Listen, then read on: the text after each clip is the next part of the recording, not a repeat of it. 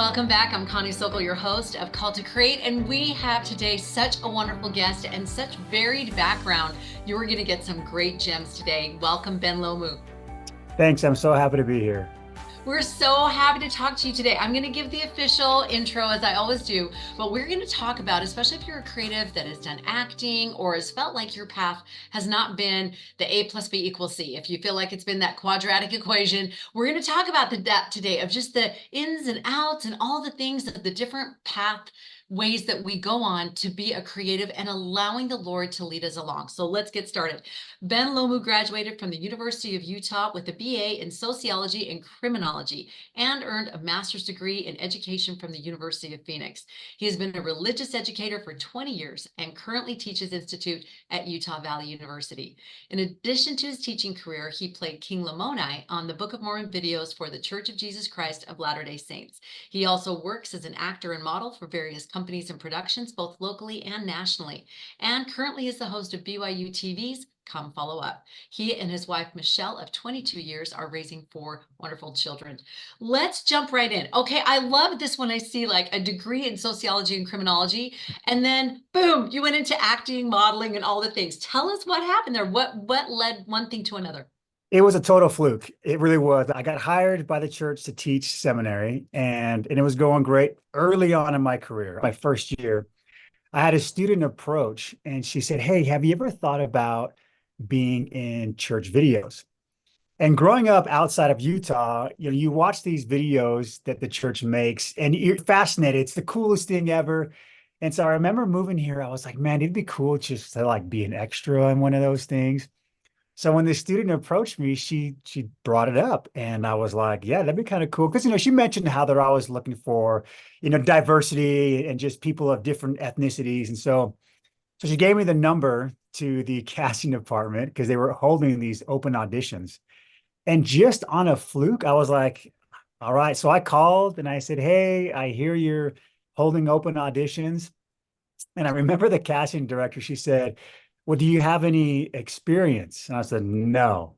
And she said, well, these auditions are usually for those that have a little more experience. And literally right before I hung the phone up, she goes, you know what? Why don't you just come down anyway? So I said, okay. I set up an appointment for an open audition. They sent me a monologue script to look over. I went down there and absolutely butchered it. I think back now and I'm so embarrassed. But I don't know how I overcame the fear initially, but I just did it. And I was so nervous walking in there. And from that moment, they cast me in something very small, and that got me in the system. And so anytime things came up, it was like, well, let's call Ben and see if he's available. And so I started slowly getting involved in church production. And that's really the starting point of where I'm at today. That is incredible. And I love hearing that you didn't do great right out of the gate and that it wasn't a good start. But I love what you just said. You were in the system. And that's the most important thing, is just getting that first step in, that first embarrassing moment and step, and then getting in the system. And then you're in people's conversations and minds. I love that.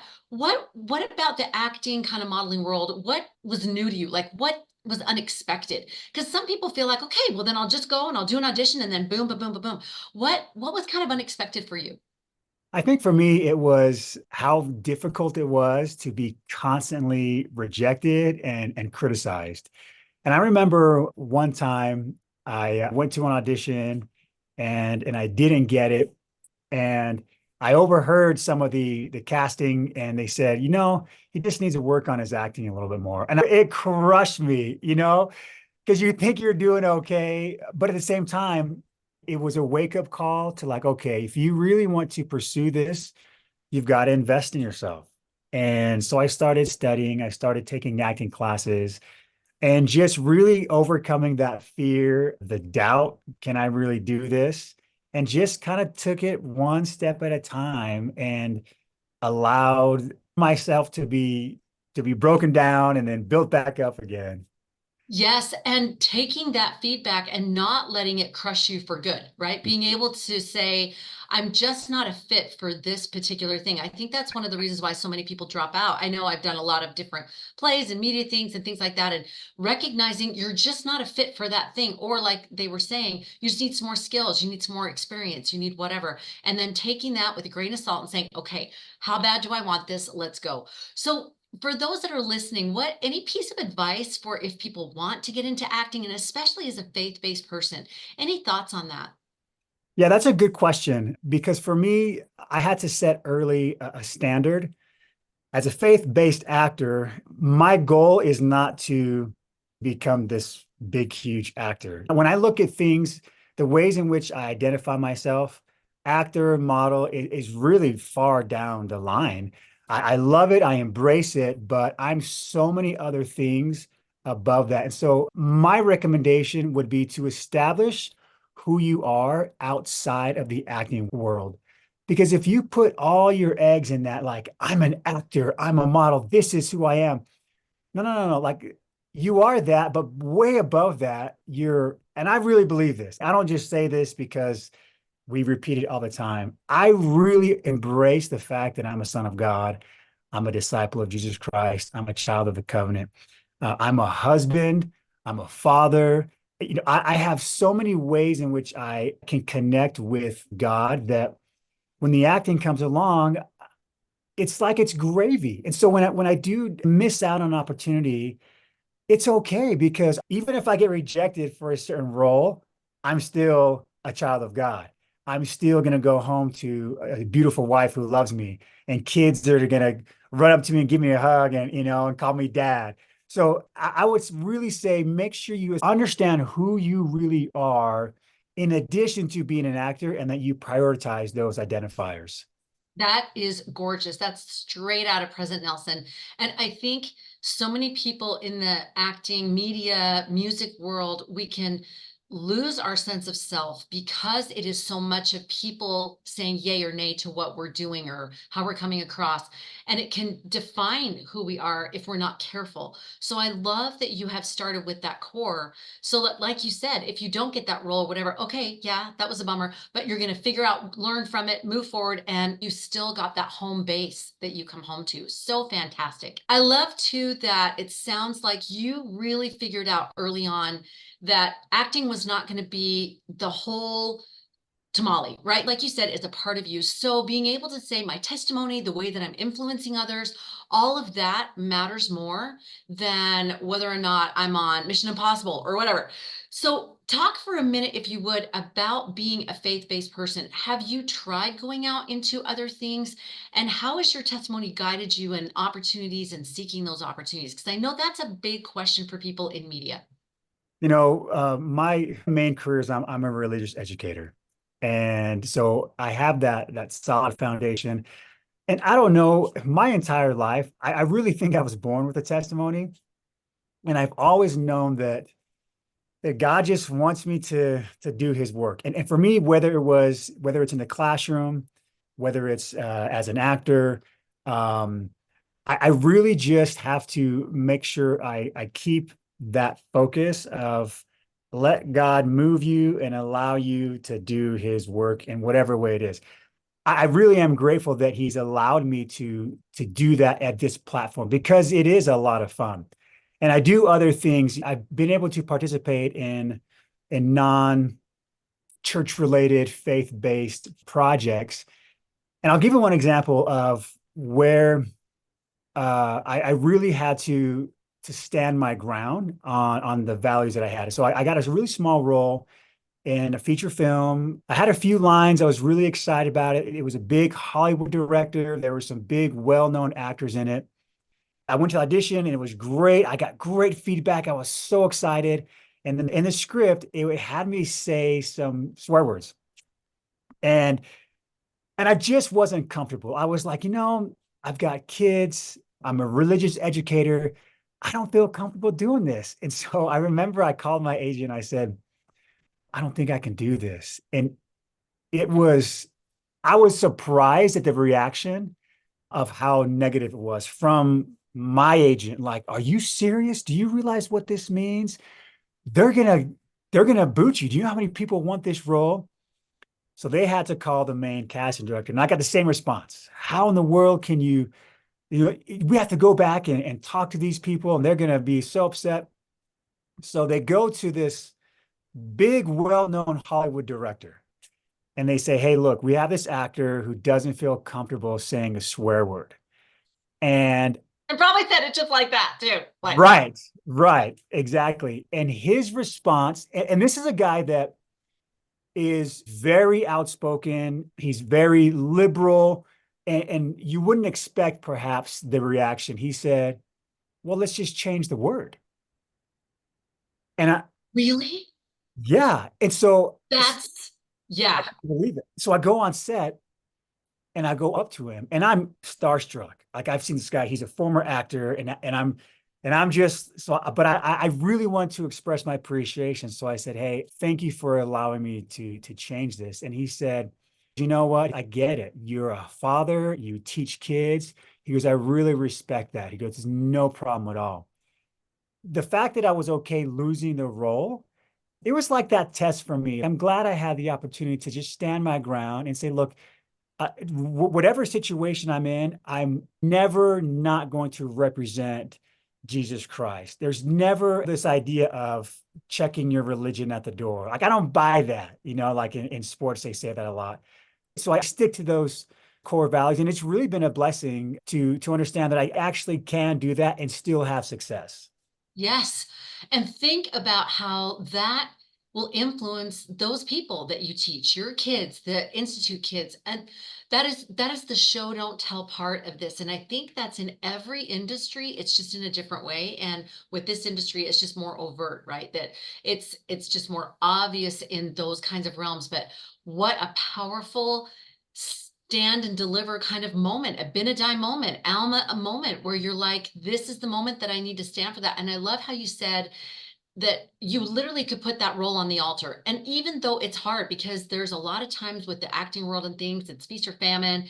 And people are like, yeah, but we need this check, we need this money. And it does seem to me that it kind of flows where you get a test and then things will work out in a different way or in a way that needs to. So I love that you saw that for what it was, that it wasn't just, yeah, but this role is so important and it's going to be the springboard to my, next big break kind of a thing. I love, let's go to then on the opposite spectrum of that, in a sense of going into that Book of Mormon video being King Lamoni. I had a chance to go on the lot with Jackson. We interviewed him who played Nephi. So fun. The feeling on that lot was so great on that set. Just so fantastic. Talk to us about getting that role and what was it like on the back end of that, preparing for that and really being a part of that production. It was amazing. My history with church production, it's been up and down and it hasn't always been smooth, getting roles, not getting roles, just navigating that whole world. It was kind of tough. And so when the Book of Mormon came around, I was really excited. And when the audition came up, I didn't know what to expect. So I remember when I was about to go into the audition, I called my mom and I said, hey mom, I said, I have a really big audition that I'm going into. And I said, will you say a little prayer for me? Because my mom is super, super faithful. And so she said, of course. So she hung the phone. So when I was a kid, my father passed away when I was 11. And my mom, she called me right back. And she said, hey, I just want you to know your dad's going to be there with you today. And at that moment, it touched my heart, and it was just so, so sweet. And it was that moment where I realized that you're going to be used. God wants to use you for something. And it really just gave me that confidence. So when I went into that role, I really took it serious. I really knew that I have an opportunity to tell a story that can touch the lives of so many people. So, with King Lamoni, he's almost like he's been in the background for a while because he's surrounded by Alma and Captain Moroni and these big heroes. And then you see this character, King Lamoni, and when you really unpack it and you see the impact that his decision to give up everything he knew and follow Jesus Christ, it's a massive impact. When I felt it the most was when I get on set And I had created a background story, how was he raised, just to kind of get into the character. So I walk on set the first day, and there's tons and tons of background actors. And because you walk through, you have your trailer, and they kind of walk you through, and everyone's kind of looking, and that's King Lamoni. And there was a small moment where I thought they were saying, that's in my mind, I was like, that's Ben Lomu. They didn't care about Ben Lomu. They cared about King Lamona. And I remember one lady, older lady, a Native American, she walks up to me and with tears in her eyes, she said, thank you for telling our story. And that's where it really hit me that it's not about me, it's about the character. And they were so grateful that the story of their beginnings was about to unfold. And so I really had to take that and own it and understand and take it really seriously of this is the beginning of bringing thousands and thousands of not only individuals, but generations into the fold of Jesus Christ. It was really a powerful realization. Wow, that's incredible. And for you to get that grounding before you went on, how does that work with that filming and the memorizing and all of that? Because you're trying to stay in character, you're trying to, I imagine, staying in that spiritual space, and then it's line and lighting and all of the things. How do you do that? What's your sort of method? So I prayed a ton. I prayed and prayed and prayed. And what I realized is that I had to be mindful when I left set. What am I watching? What am I listening to? How am I acting? I could never escape that mode of trying to keep the spirit with me. And it's the same thing with hosting Come Follow Up. When we're in the middle of filming, it's locked in all the time. And so it's almost like you're always staying in character because you can never break away from that. And I rely so heavily on the spirit, recognizing that this is an important work. So I try to constantly stay in that zone, because you're right. Like you said, when you're on set, you make friends and you laugh and you joke. And I think that's really important because it creates that bond, right, with all the other actors and crew members. I mean, lifelong friendships were made in that process. And so I think you just have to make sure that you're always aware of what is happening. And the directors were so good at like, all right, guys, let's focus, let's have a prayer, let's understand what we're creating right now so that we can deliver the message that we're meant to deliver.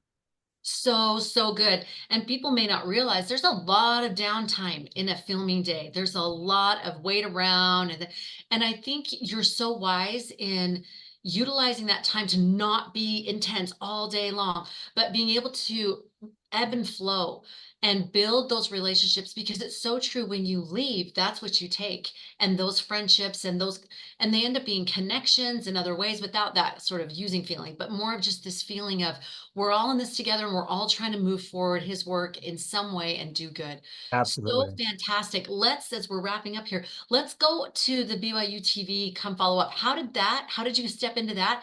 And what has been the impact for you on that? What is the goal of that? I know it's the conversion aspect, but what's the goal of that? The goal is to really help the viewers own Come Follow Me and kind of use it as a resource to get them to the source, which is the Word of God, which is the Scriptures. And you talk about it, an amazing project, amazing opportunity to be a part of. It's been an incredible journey. What's funny is I was actually asked to be a guest before the host, and twice they booked me to be a guest on the show. And because this is season 6 we're filming right now, but there were 2 previous hosts before me. So the first day I show up to be a guest, Barbara Morgan and Daniel Becerra were the hosts, right? So right, literally about a couple of minutes before we were to go on set, Barbara gets a phone call that her father had just passed away. And it was something she was expecting, but obviously we were going to cancel the day. So I leave and they reschedule me. So I go away. So a couple months later, I come back for the reshoot and I tested positive for COVID. And so they sent me away. And the audition process it was a back and forth. Is he a good fit? Is he not a good fit?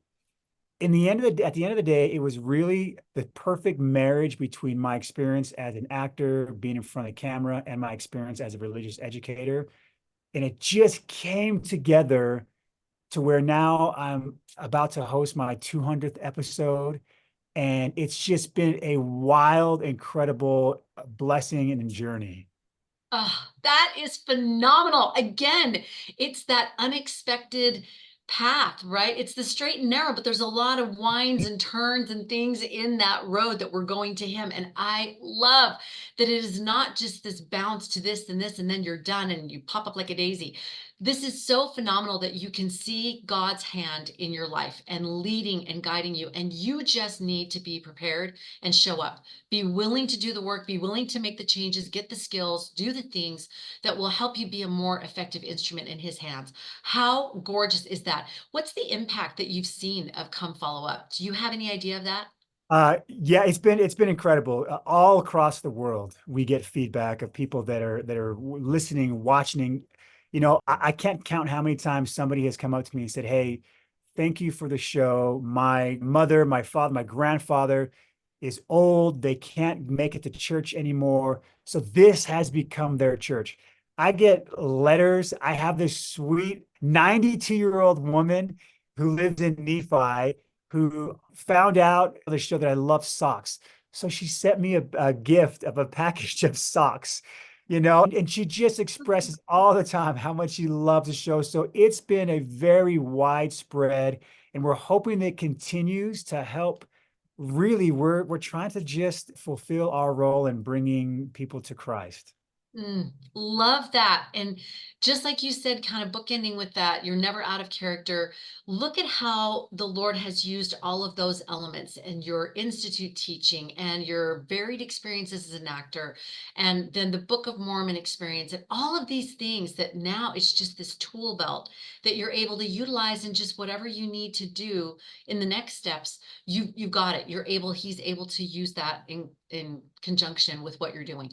I just think it's phenomenal and so inspiring. I hope that our listeners are inspired as well, just listening to this unfolding of how the Lord has been using you and will continue to use you. And I knew that it would be something like that today, just from the prayer. We did a short prayer at the very beginning, and just your focus on helping this be something that could inspire others, which I just went, yes, you get this concept that we get to do these things by his grace and just being willing to show up and say, where do you need me? And if he needed you tomorrow to go pour cement for a humanitarian thing, you would do it. And you would still be Ben Lomu, right? You wouldn't have to be, this is business. This is still you, and you're growing and developing, and he's utilizing it every step of the way. Absolutely love this. Ben, I know people are going to want to reach out and get to know you and know more about Come Follow Up. What's the best way for them to reach you? So you can follow me on Instagram, Ben_Lomu, Facebook as well, or you can tune in on BYUtv, YouTube to watch Come Follow Up every Sunday. So fantastic. It has been pure joy to talk with you today. Wish we had another hour. Thank you so much for being with us today. It's been a great pleasure. Thank you.